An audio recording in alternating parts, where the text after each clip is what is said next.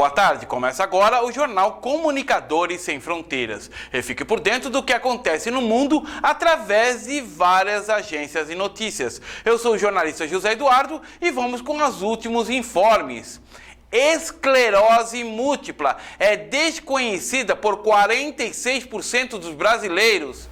Doença é a principal causa de incapacidade não traumática em adultos, mais jovens, e afeta cerca de 35 mil pessoas no Brasil. Apresentação Scarlett Matos. Assista.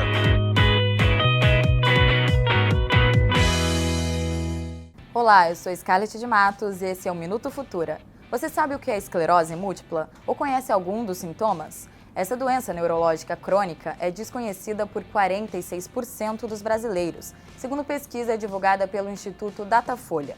As mulheres são acometidas 2 vezes mais pela doença do que os homens. Os principais sintomas são fadiga, transtornos na visão e na audição, problemas de equilíbrio e a sensação de formigamento em alguma parte do corpo. A causa da doença ainda é desconhecida, mas o tratamento tem melhores resultados se o paciente buscar ajuda médica o quanto antes. No sistema público de saúde, a acupuntura é um dos serviços oferecidos. Na Câmara dos Deputados, 2 projetos aguardam votação para beneficiar pessoas que vivem com a doença. Um deles trata da isenção de imposto de renda. Para mais informações, acesse o site futura.org.br. Até mais!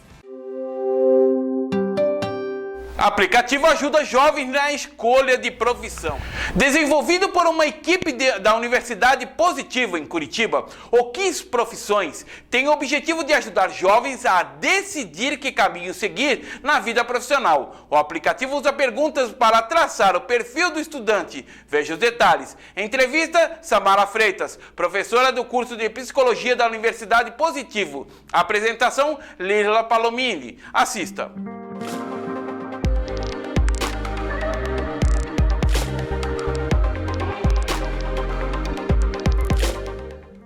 O que você quer ser quando crescer? A gente ouve essa pergunta, né, desde pequenininho. Mas quando somos crianças, as respostas mais engraçadas são as que valem, né? Já na adolescência, a pergunta ganha um outro jeito. O que você vai fazer na vida? Qual que vai ser a sua profissão? Então, para dar uma ajuda para os estudantes que estão nesse momento, né, e nesse impasse até, e que se preparam, por exemplo, para o Enem, já pensam na escolha que eles têm que fazer, então uma equipe da Universidade Positivo lá de Curitiba desenvolveu, olha só que interessante, um aplicativo, o Quiz Profissões. A gente vai saber mais detalhes com a Samara Freitas, que é professora do curso de Psicologia da Universidade. Samara, você está nos ouvindo bem? Oi, Samara. Oi, então, você já trabalha há 10 anos com orientação profissional, né? Eu queria que você explicasse um pouquinho o que é novo nisso em relação àquela velha orientação vocacional que a gente ouvia lá desde os tempos da catequese. Então, mudou o termo até por uma questão de que orientação vocacional, ela acaba dando a entender, né, uma questão mais religiosa. Então, para evitar essa confusão na nomenclatura, hoje nós usamos o termo orientação profissional. E é extremamente útil, né, Samara, porque especialmente quando a gente fala de um espectro muito grande de possibilidades, né, e de profissões hoje, né? Só na engenharia, por exemplo, você tem uns 20 tipos mais ou menos, né, de engenharia. Como é que os alunos estão recebendo essa ideia do aplicativo? Então, a ideia do aplicativo surgiu justamente para que os nossos alunos pudessem fazer as perguntas certas, né? Porque antigamente as pessoas tinham uma ideia, até hoje, e isso acaba sendo uma característica, de escolher a profissão pela sua habilidade. Então, eu tenho habilidade em matemática, então eu vou escolher uma área matemática. Eu tenho uma habilidade em humanas, mas esquece de se perguntar o que você gosta de fazer, o que você se imagina, o que você sente prazer fazendo. Então, a ideia do aplicativo é que essa pessoa possa experimentar, fazer novas perguntas, né? Fazer perguntas assim, o que eu consigo me imaginar fazendo com prazer? Porque, afinal de contas, a gente trabalha 8, 10 horas por dia. Então, é muito mais divertido quando isso é prazeroso, né? E aí, fazer essas perguntas ajuda no processo de escolha. Bacana. E, geralmente, vocês veem que funciona melhor para qual faixa de idade, Samara? Então, normalmente, a orientação profissional, né, ela funciona melhor para pessoas que estão ali na casa dos 16 anos, principalmente assim, antes de entrar propriamente dito no ano de vestibular, porque o ano de vestibular já é um ano estressante. Então, você precisa estar preocupado com qual instituição você vai fazer, que pontuação você vai tirar, né? Então, antes do ano de vestibular seria o ideal, mas é claro que isso varia de pessoa para pessoa de acordo com a maturidade, né, de cada um aí, para poder fazer essa escolha, de quanto autoconhecimento eu tenho. Quem aí na universidade se envolveu no desenvolvimento desse aplicativo? Ah, sim. Então, foi uma parceria entre nós da psicologia com a área de TI, né, da universidade, para poder trazer para o aplicativo essas características de que ele fosse um funcional, de fácil acesso, né? Então, foi uma parceria da área de tecnologia com a psicologia. Sem eles, nós não conseguiríamos ter feito nada. Bacana. Mas a ideia inicial, então, foi de vocês. Aí depois vocês procuraram a TI para saber como desenvolver, foi assim? Isso, a gente, porque assim, o que eu tenho percebido é que os jovens, né, estão cada vez mais voltados para essa área de tecnologia. Então, o que a tecnologia pode fazer para acessá-los, né? Foi a partir dessa ideia da psicologia que a gente procurou, então, o pessoal da ciência da computação, da engenharia da computação, da Positivo. Bacana. E mais ainda, né, uma plataforma que eles usam muito, né? E aí eu quero já te perguntar também, ele roda só em Android ou também no sistema iOS? Em qualquer smartphone ele rodaria?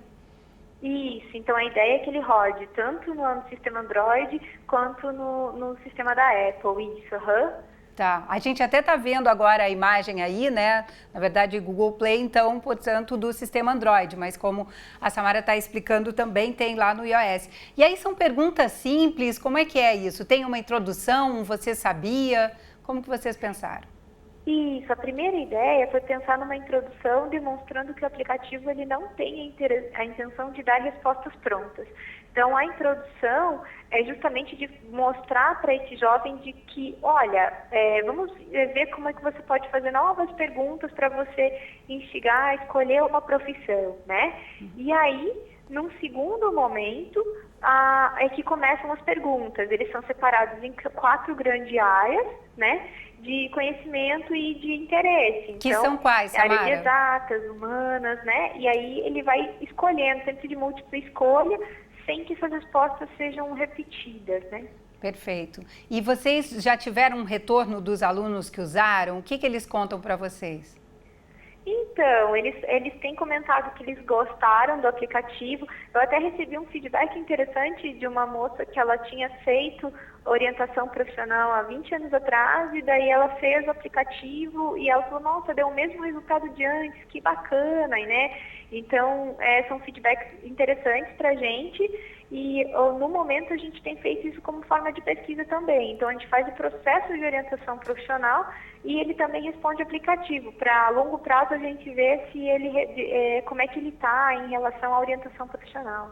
Bacana. Ao processo mesmo. Você contou a história dessa moça e eu lembrei que, eu não lembro agora quem é o autor, mas a ideia de você estar sempre mudando para você continuar o mesmo, né? Tem muito isso. Quer dizer, 20 anos atrás, ela agora se vê tendo as mesmas aptidões, digamos assim, né?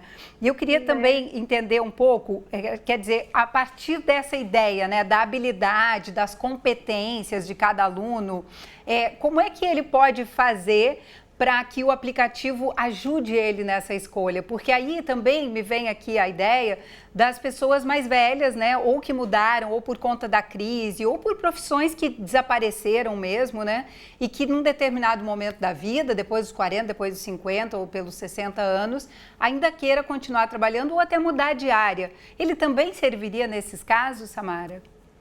Sim, é bem legal a sua pergunta, porque a orientação profissional, a gente costuma falar que ela é durante a vida toda, né? Porque, assim, nós estamos em constante mudança. Então, ou pela crise, ou pelas próprias necessidades que a gente vai criando, as nossas profissões precisam, ou as atividades precisam está relacionada com quem somos, então um processo que a gente chama de processo de reorientação profissional. O aplicativo ele pode ajudar também, se a pessoa está com alguma questão, a refazer, né, e verificar, e ver assim, às vezes eu quero continuar na área de humanas, mas vou fazer um curso complementar, então estou fazendo psico, quero fazer direito para complementar, enfim, essa é uma variação interessante.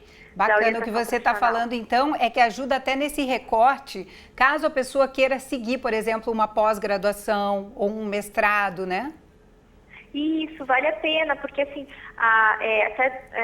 interessante isso, porque às vezes a pessoa fez um curso, mas está meio perdido em relação a como fazer para se organizar novamente. Então, às vezes, fazer um processo de reorientação profissional pode ajudá-lo nesse caminho, assim, de direcionamento de carreira, né?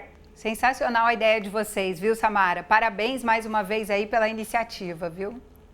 Nossa, eu agradeço muito, Lívia, o convite, agradeço por você divulgando o nosso trabalho, né, por poder falar um pouquinho sobre orientação profissional, que é um tema que é tão interessante. Olha, muito obrigada, viu?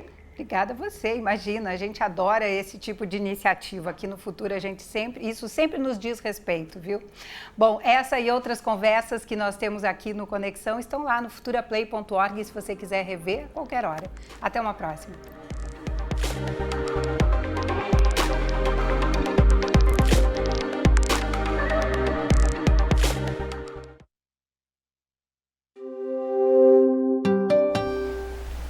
População precisa ser conscientizada ao fazer uso da água. Usar jatos como vassoura é um dos exemplos de desperdício de água frequente no dia a dia. Em um condomínio com várias casas ou apartamentos, este gasto é ainda maior. Entenda o que é preciso ser feito para conscientizar a população de que esse recurso natural está se tornando escasso. Entrevista Fernando Veiga, diretor adjunto da conservação do TNC. Apresentação Lirla Palombini. Assista.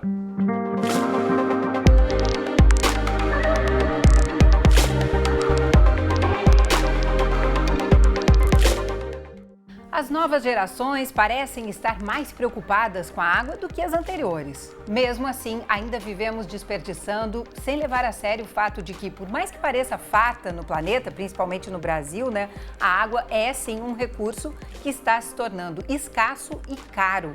Quem nunca viu uma pessoa usando aquele jato de água de mangueira, né, como vassoura, empurrando o lixo até ele sumir? Bom, não dá mais pra gente agir assim, dessa forma. Alguns estados do Brasil até já passaram por racionamentos sérios, né, de água, como São Paulo, por exemplo, em 2014, com a baixa nos reservatórios, e isso ligou o sinal de alerta. Só que, passado o susto, né, volta tudo ao normal, a gente acaba sempre adotando aqueles velhos hábitos, mas precisamos, de fato, mudar comportamentos, adotar medidas simples para a gente usar a água de uma forma mais racional, mais consciente. Sobre esse assunto, então, eu converso agora com o Fernando Veiga, que é da ONG TNC, The Nature Conservancy. Tudo bem? Como é que você está, Fernando? Tudo bem, Lili, tudo bem. Muito bem. Obrigada por nos atender, viu? É sempre uma questão importante, né? Eu sei que vocês atuam também em outras frentes ambientais, né, de sustentabilidade, mas eu queria saber da atuação de vocês nesse aspecto, na conservação da água. Então, obrigado, né, por nos dar a oportunidade de estar conversando um pouquinho sobre esse tema, um tema fundamental, né, e que, como você colocou bem, eu acho que a gente teve um momento muito interessante, muito crítico, né, para a discussão do tema água no Brasil, na crise hídrica que a gente enfrentou em 2014. Mais fortemente em São Paulo, mas seguramente não somente em São Paulo, né, aqui no Rio também nós tivemos problemas, em Brasília, em Belo Horizonte, quer dizer, em diferentes grandes regiões metropolitanas do país, a gente enfrentou problemas sérios, né, de escassez hídrica, de crise hídrica, o que ligou exatamente, quer dizer, esse botão de alerta, né, quer dizer, e mostrou para nós, brasileiros, né, acostumados com essa lógica da abundância, especialmente no tema água e de uma maneira geral no tema meio ambiente, de que a água efetivamente é um bem escasso, efetivamente é um bem finito, e que, como tal, deve ser gerido, né? Quer dizer, então, é fundamental, é muito importante que a gente não perca essa perspectiva, né? De que, efetivamente, a água é um bem finito, um bem escasso, e, nesse sentido, a gente vem trabalhando em colaboração com diferentes atores da sociedade civil, no sentido de, entre outras coisas, de manter esse processo de conscientização alerta em relação a consumidores, de uma maneira geral, especialmente indivíduos, e também, evidentemente, indústrias, agricultura, os outros grandes consumidores de água. Quer dizer, na questão de água, a gente tem algumas equações que precisam ser sempre equacionadas, e uma delas, sem dúvida, é um consumo mais racional, um consumo mais adequado. Pois é, Fernando, e aí eu penso assim na questão do comportamento mesmo, né? Como é que a gente, também como cidadão, ajuda a fazer com que o outro se conscientize, né? Esse é um trabalho que vocês vêm fazendo, muito no âmbito institucional também, né? E com campanhas e tudo mais, mas no dia a dia do cidadão, quando você encontra alguém que está lavando a calçada, principalmente, muitas vezes o porteiro, que é orientado pela síndica, pelo síndico, né? A fazer daquela forma. O que você acha que vale fazer? Aborda a pessoa, orienta, sem ser aquele eco chato, né, que vai ali interferir no trabalho da pessoa, mas para que ele use de uma forma mais racional mesmo? Não, com certeza. Evidentemente, né, que há várias maneiras que a gente pode estar abordando as pessoas. Eu acho que, né, conversas como essa que a gente está tendo aqui nesse momento são super importantes para manter o sinal de alerta, né? Eu acho que esse talvez seja o ponto mais importante. As pessoas costumam esquecer quando começa a chuva, né? Todo o processo e toda a dificuldade enfrentada no período de seca, né, a memória, né, muita gente fala, né, que essa memória de seca é varrida nas primeiras chuvas, né, quer dizer, então, e é importante que a gente esteja o tempo todo levantando, sinalizando e colocando esses pontos. E isso especificamente a esse comportamento específico de consumo, de controle de consumo, né? Quer dizer, a questão exatamente como você mencionou bem, quer dizer, os síndicos controlando contas de água, consumo, atentos a todo esse processo, isso é absolutamente fundamental. Agora, um ponto também, Lisa, que me parece fundamental nessa discussão e que a gente também não pode perder de vista e cada vez mais importante na medida em que a gente tem uma maioria da população vivendo nas grandes cidades metropolitanas. A América Latina hoje é o continente mais urbanizado do mundo, quer dizer, a gente tem uma tendência de cada vez mais, a gente hoje tem mais de 80% da população latino-americana vivendo nas cidades, isso é uma tendência que cresce em todo o mundo, não perder a conexão entre a água que a gente recebe nas nossas torneiras e a fonte de água, os mananciais dos quais a gente recebe, onde essa água é produzida, né? E todo o caminho... Fernando, o que você está falando as pessoas devem conhecer o caminho da água até ele chegar à sua casa.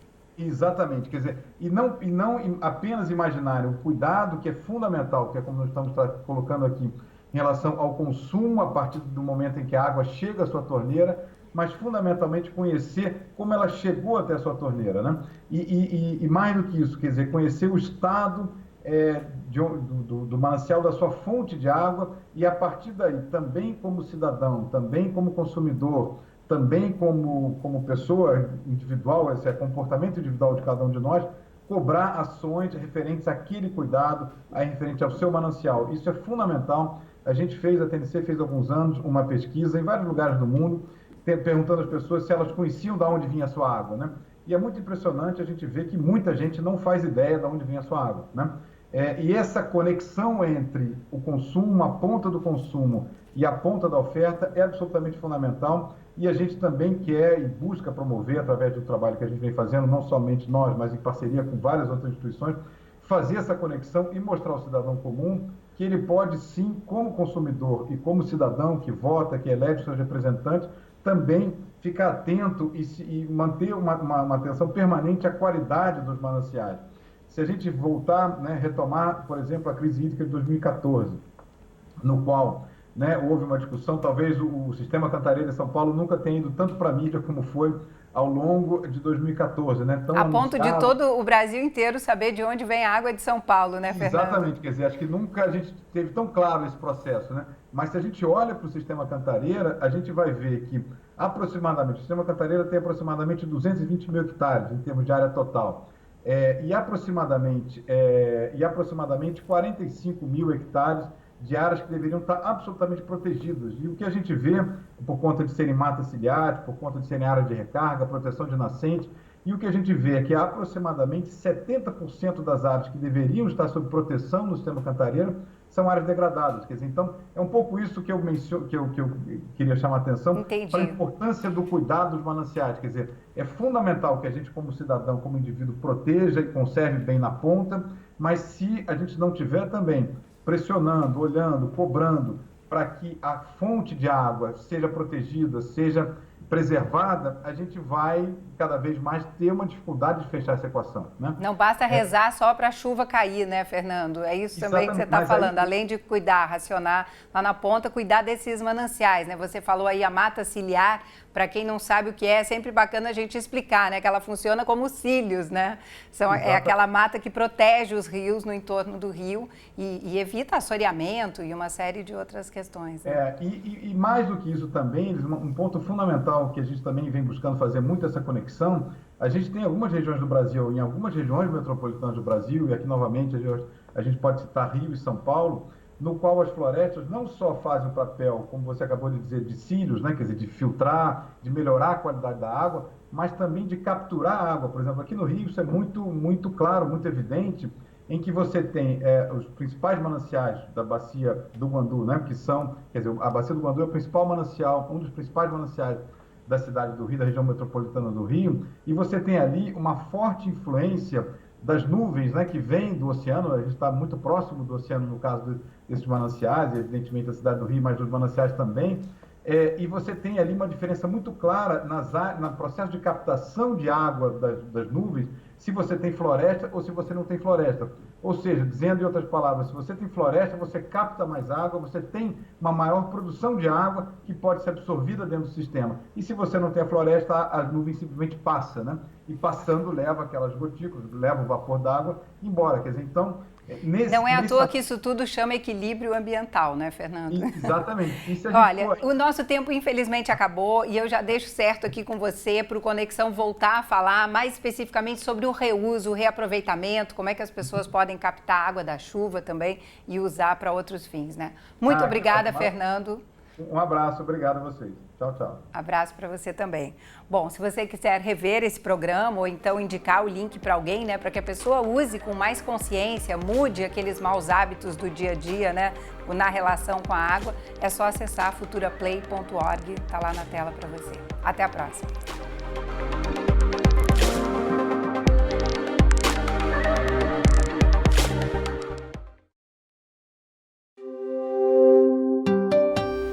Educação à distância é tema do Educação no Ar. Nesta edição do Educação no Ar, conversamos com a Educação à Distância, com o secretário de Regulação e Supervisão da Educação Superior do MEC, Henrique Sartori. Assista!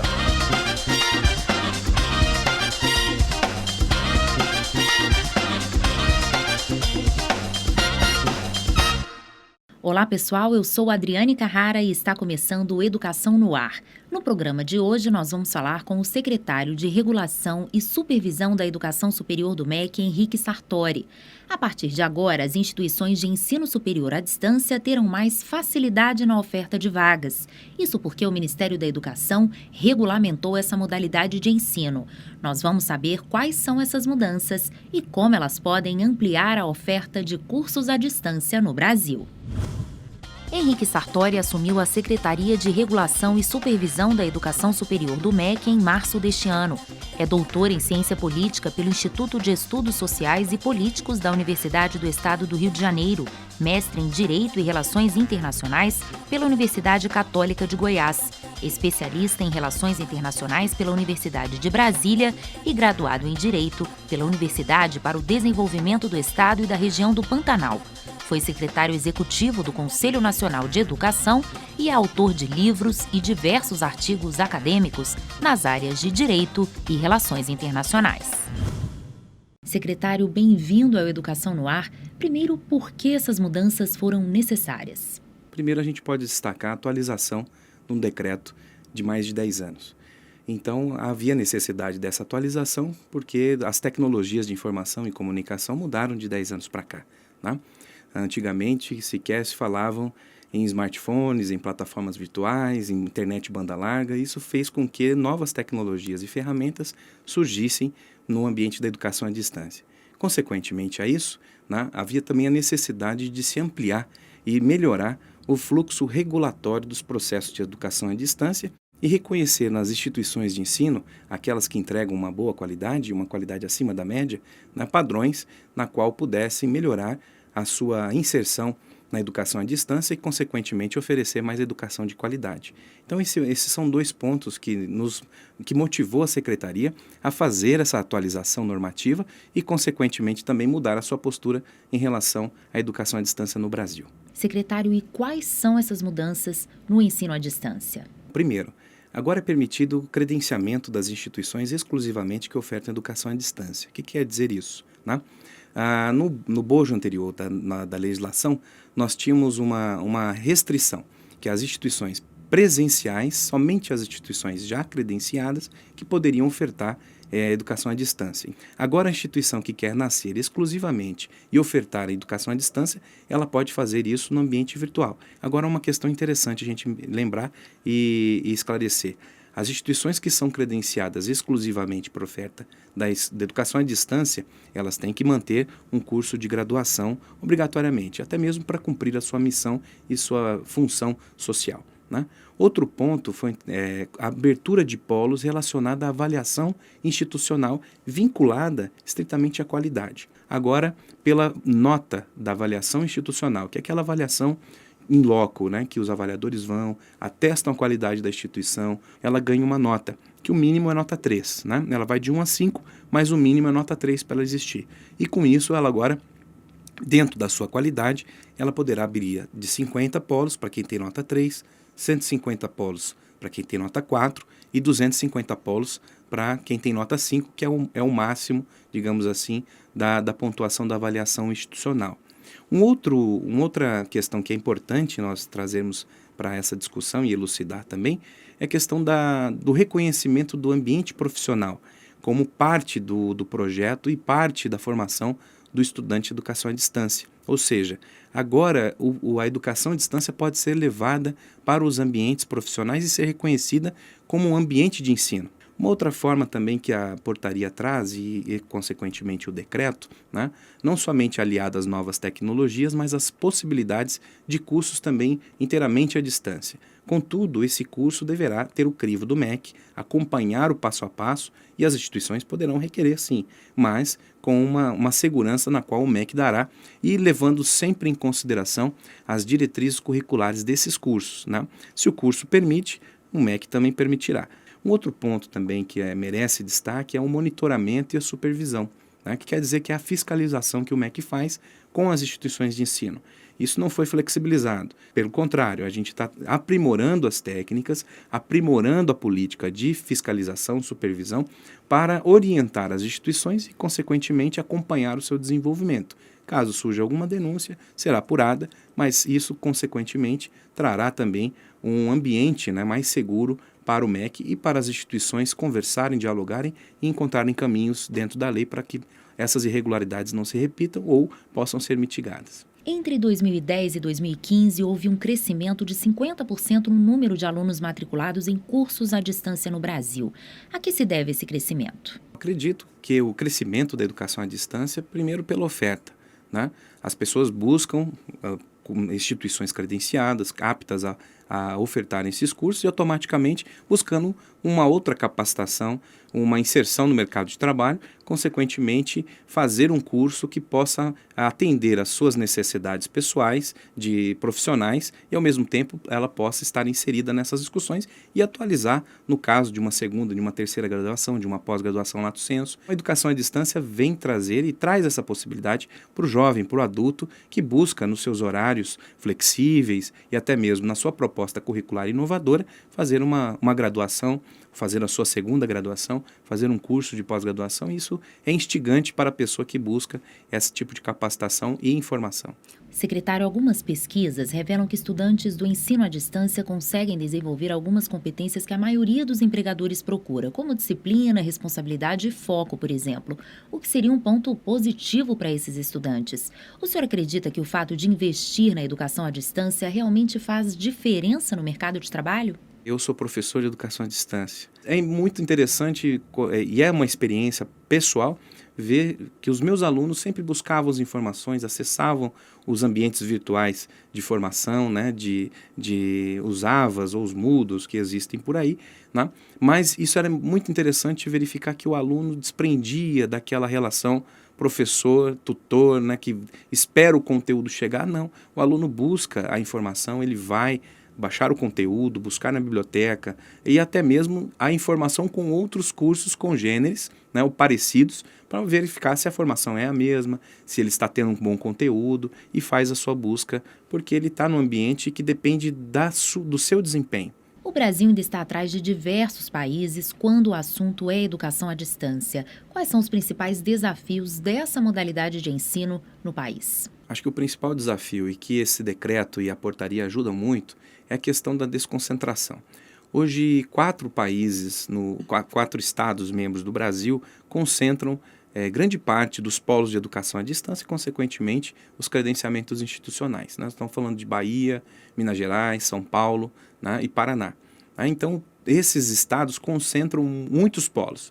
E a intenção agora é desconcentrar, levar para os outros lugares do Brasil a educação à distância. O que o estudante precisa avaliar na hora de escolher uma instituição que ofereça essa modalidade de curso? Primeiro, o estudante pode acessar o nosso portal EMEC, emec.mec.gov.br, e tirar todas as informações das instituições que são credenciadas, ou seja, que são autorizadas pelo MEC a ofertar a modalidade de educação à distância, e se aquele curso que possivelmente ela tem interesse ou que está sendo ofertado a ela realmente existe e está convalidado, digamos assim, está validado pelo MEC.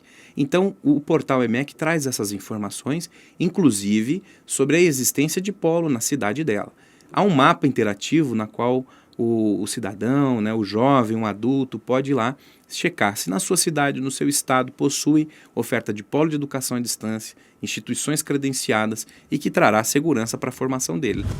Hoje nós falamos sobre educação à distância com o secretário de Supervisão e Regulação da Educação Superior do MEC, Henrique Sartori.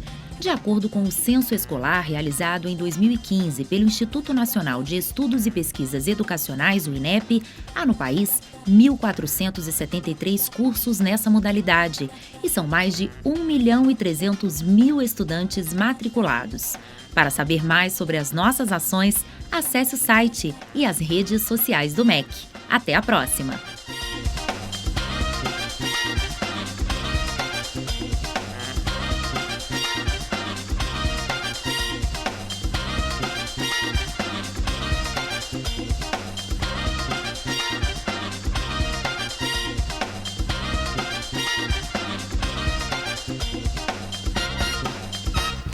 Dengue, chikungunya e zika. Milhões de mosquitos Aedes aegypti inoculados com uma bactéria natural que parece reduzir o contágio dos vírus da dengue, zika e chikungunya começaram a ser lançados no Rio de Janeiro pela Fundação Oswaldo Cruz, a Fiocruz. Videográfico sobre a dengue, chikungunya e zika. Assista. Os vírus da dengue, chikungunya e zika são primos e transmitidos pelos mesmos mosquitos, o Aedes aegypti e o mosquito tigre, Aedes albopictus. O Aedes aegypti está presente principalmente em regiões tropicais, enquanto o albopictus aparece em zonas tropicais e temperadas, invadindo cada vez mais as Américas e a Europa. As 3 doenças podem apresentar sintomas muito parecidos, como febre, dor de cabeça e no corpo, como uma gripe. O chikungunya também causa dores nas articulações, muitas vezes incapacitantes, mas que desaparecem, geralmente em alguns dias ou semanas. Menos conhecido e estudado, o vírus Zika muitas vezes passa despercebido. Quando se manifesta, causa erupções cutâneas e conjuntivites. Pode ser mortal, com graves consequências. A microcefalia ameaça as grávidas e cientistas estabeleceram uma ligação com uma doença neurológica grave, a síndrome de Guillain-Barré. De acordo com a OMS, metade da população mundial está exposta à dengue.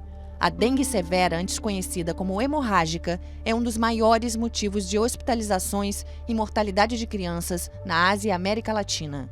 Quem contrai a doença uma vez tem imunidade para toda a vida, mas apenas daquele tipo específico de dengue. A maior proteção é evitar ser picado pelo mosquito. Nas zonas de risco, é aconselhado também esvaziar, limpar ou cobrir recipientes que possam acumular água e virar ninhos para os mosquitos.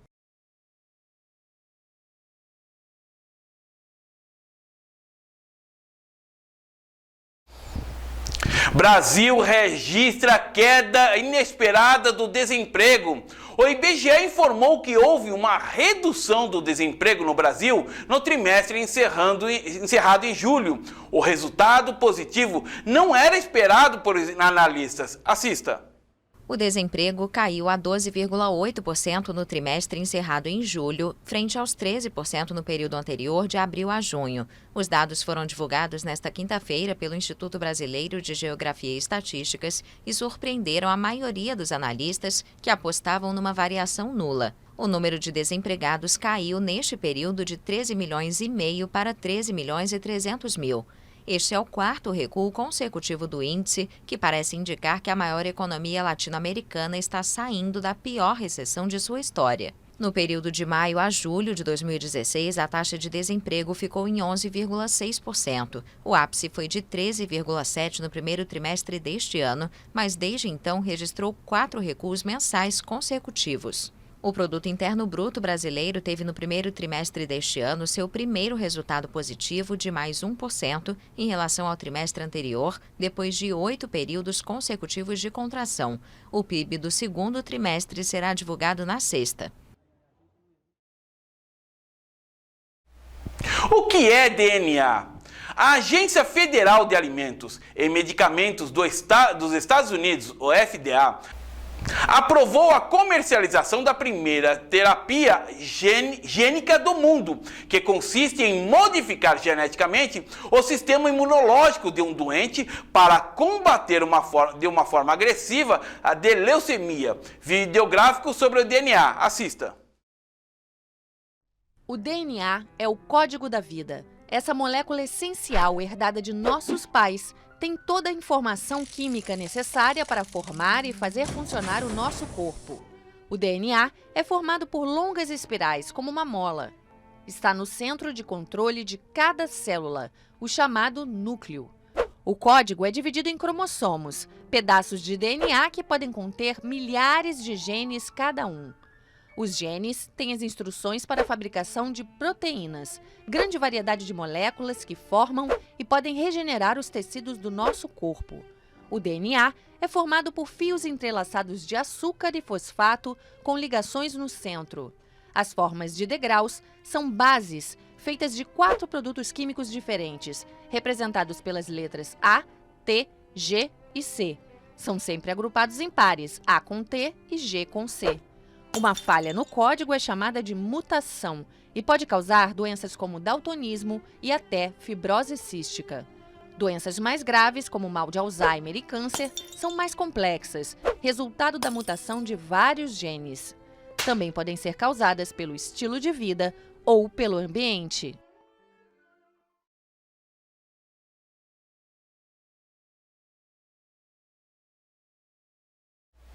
E vamos ao nosso intervalo. No próximo bloco falaremos: Brasil ganha mais de 1 milhão de habitantes. Disseminação das falsas informações pode atrapalhar o uso seguro de adoçantes. Mais de 300 autores se encontram no Brasil na recessão do impulso do mercado interno. Grafite pela Paz. Vale Cultura, Cinema e o destaque do ONU News direto da sede de Nova York. Não sai daí, voltamos já. A OBMEP, Olimpíada Brasileira de Matemática das Escolas Públicas, é a maior competição de estudantes no Brasil e este ano está ainda maior. Os alunos das escolas particulares também participam da OBMEP, que está unindo todas as escolas do país para descobrir novos talentos e melhorar o ensino da matemática. Prova da segunda fase, 16 de setembro, sábado, 14h30, horário de Brasília. Consulte os locais de prova em obmep.org.br. Alunos classificados, participem! O Brasil está cheio de bons professores e boas práticas em educação. Se você é professor da rede pública e desenvolve experiências criativas e inovadoras no processo de ensinar e aprender, participe do Prêmio Professores do Brasil.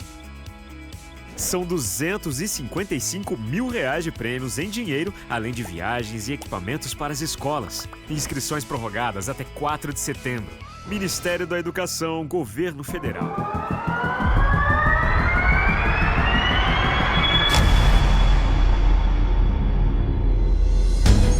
Há 25 anos, a Portas Abertas divulga a Lista Mundial da Perseguição, que classifica os 50 países mais hostis ao Evangelho.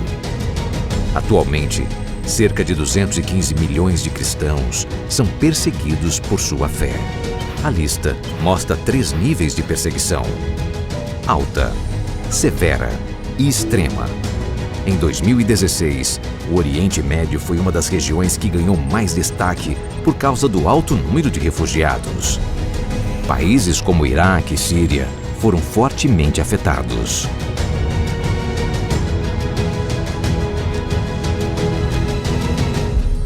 41º lugar, México. Na América Latina, o México se destaca devido ao alto nível de violência e ao crime organizado. Os cartéis de drogas têm como alvo os cristãos, principalmente em comunidades indígenas. 39º lugar, China. Na China, a perseguição no país vem principalmente das autoridades. O Partido Comunista está preocupado com o crescimento da igreja. Embora haja mais liberdade do que há 30 anos, a perseguição ainda continua. Os cultos são com frequência interrompidos. Em 2017, o governo visa continuar controlando os cristãos através de novos projetos de lei. 15º lugar, Índia. A Índia, país com a maioria da população hindu, tem enfrentado nos últimos anos grandes mudanças propostas pelo radicalismo. Um processo completo de hindunização está em andamento em todo o país. Ataques a cristãos têm aumentado com frequência e intensidade. 2º lugar, Somália. Presente na lista desde 1993, a perseguição religiosa na Somália nunca foi tão extrema.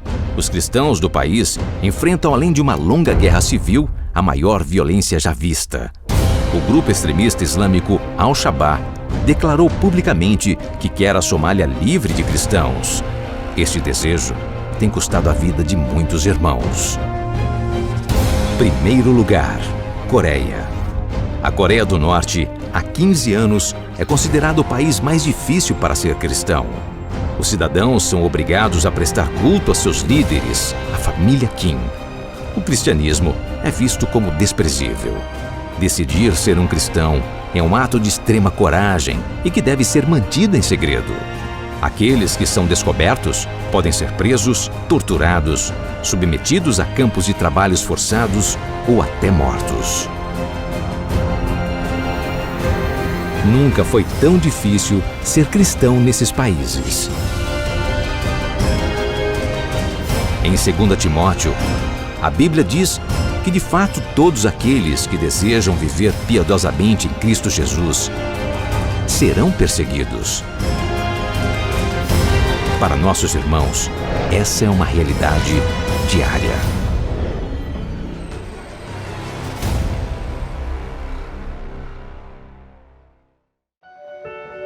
Eu amamento. Eu amamento. Eu amamento sempre. Eu também amamento. Quem incentiva também amamenta. Por isso é importante formar parcerias e criar um ambiente favorável para que as mães amamentem seus filhos até os 2 anos de idade ou mais, sendo de forma exclusiva nos 6 primeiros meses de vida. Amamentar, ninguém pode fazer por você. Todos podem fazer junto com você. Brasil ganha mais 1 milhão de habitantes. No espaço de um ano, o 6º país mais populoso do mundo ficou com praticamente mais de 1 milhão de habitantes. Falamos do Brasil e dos dados agora apresentados pelo Instituto Nacional de Estatísticas, que divulgou um crescimento de 0,77% em relação a 2016. Isso perfaz um total de 207 milhões e 700 mil brasileiros. Mas apesar de parecerem números bastante consideráveis, a verdade é que refletem um declínio.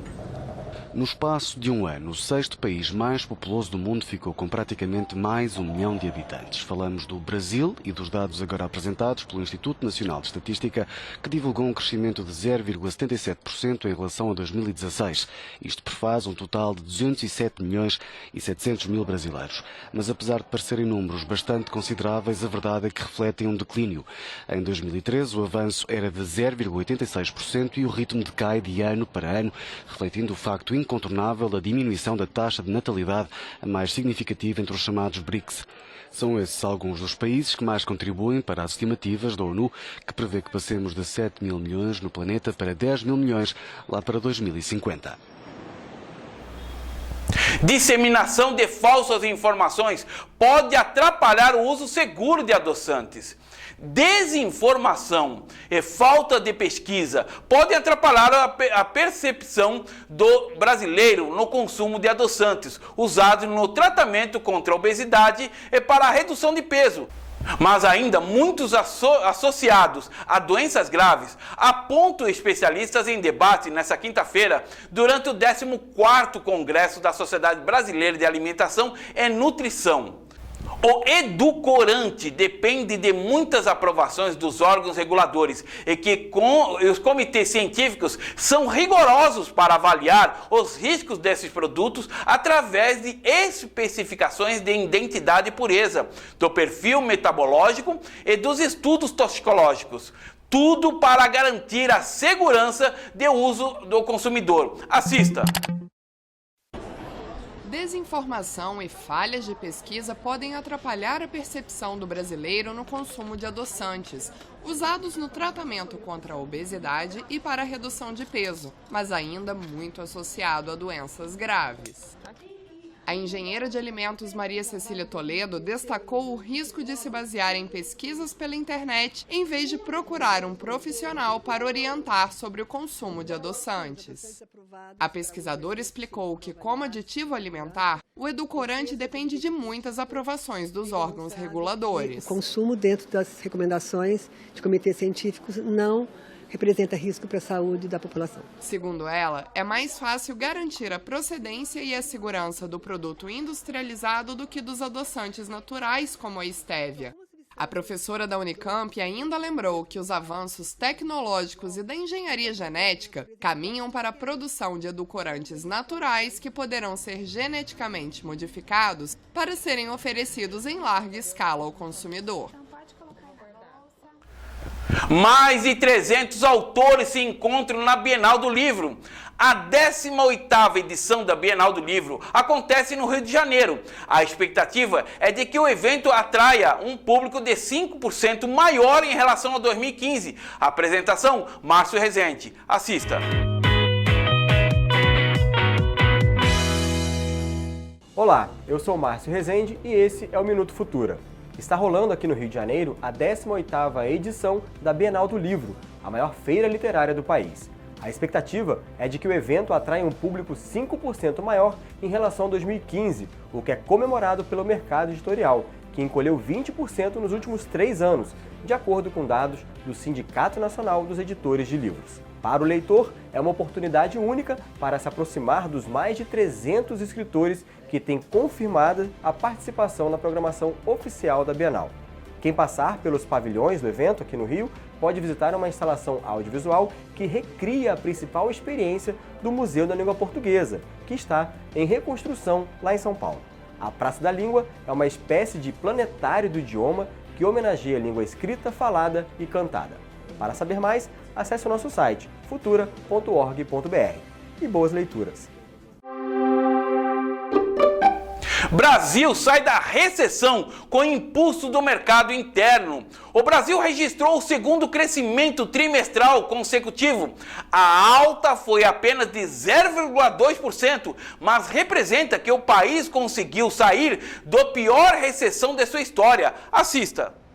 O Brasil saiu da pior recessão de sua história após registrar o segundo crescimento trimestral consecutivo. No período de abril a junho, o Produto Interno Bruto teve uma leve alta de 0,2% graças ao impulso do setor de serviços e ao consumo das famílias. Os dados foram divulgados nesta sexta-feira pelo IBGE. Na comparação com o segundo trimestre de 2016, o crescimento do PIB foi de 0,3% depois de 12 exercícios negativos. Já no primeiro trimestre deste ano, a economia surpreendeu com um crescimento de 1%, rompendo uma série de 8 trimestres negativos que tinham gerado um retrocesso acumulado de 7,2% do PIB entre 2015 e 2016. Analistas levantaram dúvidas sobre uma segunda expansão trimestral, que é a definição técnica de fim da recessão. Os operadores de mercados consultados semanalmente pela pesquisa Focus do Banco Central preveem um crescimento de 0,39% em 2017 e de 2% em 2018. O ex-presidente do Banco Central e diretor do Centro de Economia Mundial da Fundação Getúlio Vargas, Carlos Langoni, afirmou que o resultado deste ano não deve ser brilhante, mas a economia brasileira está mostrando sua resiliência em um ambiente político instável.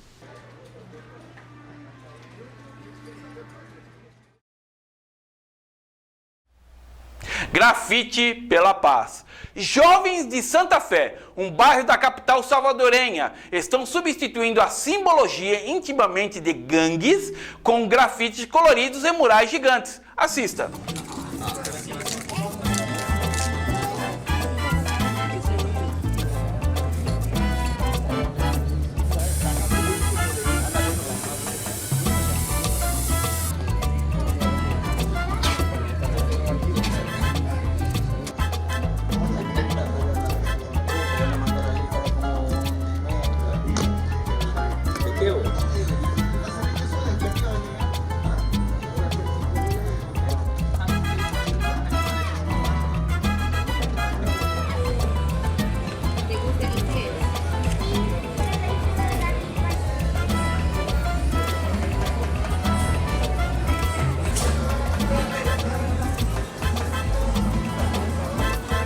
Narguilé causa malefícios tão graves quanto o cigarro. Só parece inofensivo porque usa água e compostos aromantes na mistura. Mas o narguilé, um tipo de cachimbo oriental, é tão prejudicial à saúde do usuário quanto o cigarro. E no Dia Nacional do Combate ao Fumo, lembrado no dia 29 de agosto, o Ministério da Saúde mostra quais são esses malefícios. Assista.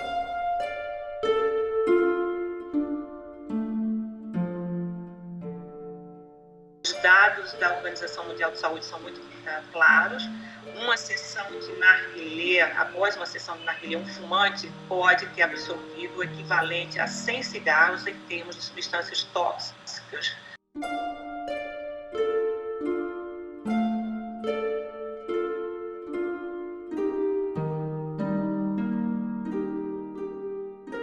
Essa ideia, né, de que as pessoas que usam narguilé elas estariam usando um produto que não é tóxico ou que seria menos tóxico do que fumar um cigarro é falsa.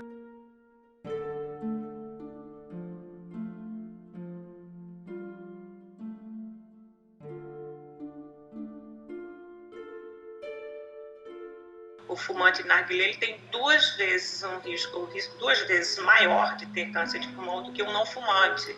O câncer de boca ele chega a ser a 4 vezes maior do que o não fumante. E tem vários outros tipos de cânceres que foram relacionados ao uso de narguilé.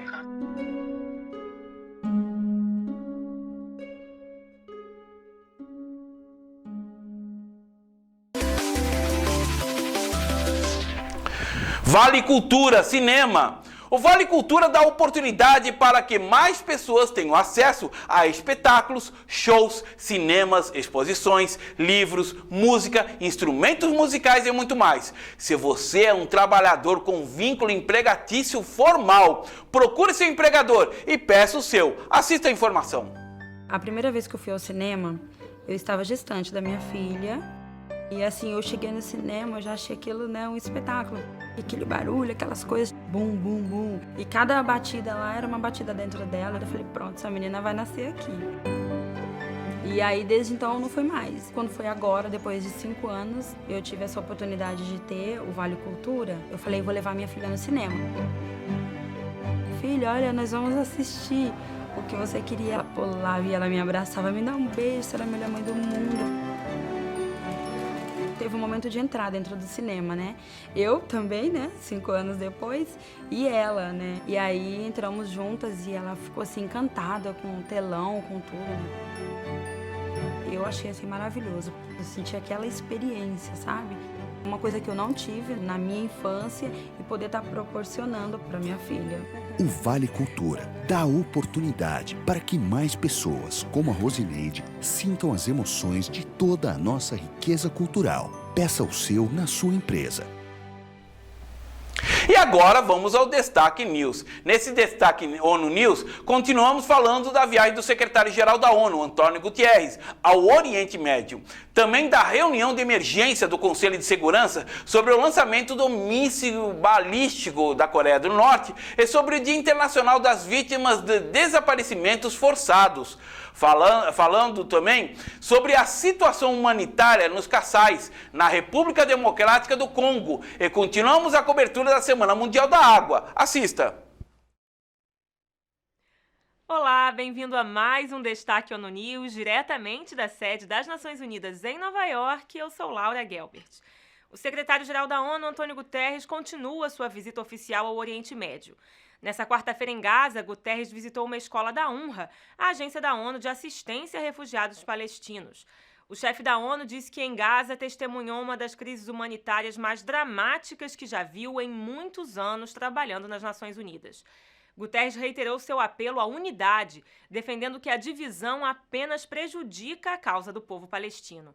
Nessa quarta-feira, o chefe da ONU também visitou o Museu do Povo Judeu em Bet Hatfutsot.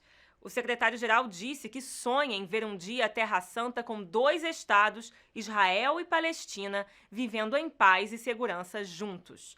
Para que isso aconteça, ele pediu um processo político crível para resolver os atuais problemas e permitir que essa solução seja implementada, eliminando os obstáculos no terreno. E do Oriente Médio, voltamos a Nova York, onde o Conselho de Segurança condenou o lançamento de um míssil balístico pela Coreia do Norte que sobrevoou o Japão. O lançamento ocorreu na segunda-feira e o Conselho de Segurança fez uma reunião de emergência no dia seguinte. Segundo o Conselho de Segurança, os atos da Coreia do Norte não são apenas uma ameaça para a região, mas para todos os Estados-membros das Nações Unidas. O órgão declarou ser de vital importância que a Coreia do Norte tome medidas concretas e imediatas para reduzir as tensões. E agora voltamos a falar sobre a crise nas províncias dos Kassais, na República Democrática do Congo, um dos assuntos que temos falado aqui no Destaque. O Programa Mundial de Alimentos, PMA, expressou preocupação extrema com a falta de recursos na região e disse que essa é a crise mais alarmante da República Democrática do Congo. A agência da ONU lançou uma operação de emergência para fornecer comida a 42 mil pessoas em situação de insegurança alimentar em Kassai. O PMA cita ainda relatos de que milhares de pessoas teriam sido mortas e enterradas em valas comuns. De acordo com o Escritório da ONU para a Coordenação de Assuntos Humanitários, o OCHA, cerca de 1.400.000 pessoas estão deslocadas nos Kassais. Além disso, mais de 31 mil fugiram para o país vizinho, Angola. E as Nações Unidas marcam, nesse 30 de agosto, o Dia Internacional das Vítimas de Desaparecimentos Forçados. Para a ONU, a data aborda um problema que se tornou global e já não se limita a uma região. Antes frequentes em ditaduras militares, os desaparecimentos forçados ocorrem em situações complexas de conflitos internos, especialmente como meio de repressão política de opositores. E continuamos agora nossa cobertura da Semana Mundial da Água. O Fundo das Nações Unidas para a Infância, UNICEF, alertou que mais de 180 milhões de pessoas não têm acesso à água potável em países afetados por conflitos, violência e instabilidade em todo o mundo. A agência reiterou que o acesso das crianças à água limpa e ao saneamento é um direito, não um privilégio, e deve ser uma prioridade. No destaque de ontem, você viu jovens brasileiros que estão participando do encontro mundial que vai até sexta-feira em Estocolmo, na Suécia, para discutir questões relacionadas à água e à sustentabilidade. O vídeo feito pelos estudantes brasileiros com exclusividade para a ONU News é nosso campeão de audiência nas redes sociais. Foram quase 100 compartilhamentos até agora no Facebook. E com isso chegamos àquele momento que você sabe que pode contar todos os dias no Destaque, a interatividade. É quando te dizemos o que está sendo mais falado nas redes sociais da ONU News em português e ouvimos também os seus comentários. E por falar em que você pode contar, quarta-feira, como você sabe, é dia de Quarta de Empregos. A de hoje já está publicada com vagas em diversas áreas e países. Vai lá, dá uma olhada, marque seu amigo ou amiga que você acha que pode se interessar. E falando em oportunidades para trabalhar na ONU, aqui no Destaque, nas redes sociais da ONU News, a gente falou muito sobre o YPP, o Programa de Jovens Profissionais da ONU. Bom, as inscrições já terminaram, mas para você que se inscreveu e está se preparando para a prova, material sugerido para a leitura já está disponível online. Dê uma olhada no Facebook da ONU News em português. No Twitter, a viagem do secretário-geral ao Oriente Médio está tendo muita atenção. E com isso ficamos com mais um Destaque ONU News. Obrigada a todos que nos acompanham em todos os lugares do mundo, mas hoje vai um abraço especial a você que nos faz companhia no Brasil e em Moçambique. O Destaque vai dar uma pequena pausa de 2 dias, voltamos na segunda-feira. Uma ótima quarta-feira a todos, um ótimo resto de semana e fim de semana e até a próxima. E esse foi o programa Jornal Comunicadores Sem Fronteiras, que você está vendo no nosso site, aí no nosso blog, você pode ver todas as matérias, todos os programas gravados nesse nosso blog. E nós estamos também programando, também nos próximos programas, em breve, a trazer um bloco exclusivo sobre vagas de emprego aqui em Jacutinga. Eu tenho visto aí, andando pela cidade, muitos cartazes nas lojas e também alguns contatos. Então, se você é empresário e gostaria de informar que a sua empresa está precisando de gente para trabalhar, entre em contato conosco através do nosso blog ou através do nosso site ou até vindo aqui à TV Jacutinga. Essa informação é totalmente gratuita. Nós queremos fazer um serviço público à nossa sociedade jacutinguense. Então, até o nosso próximo programa.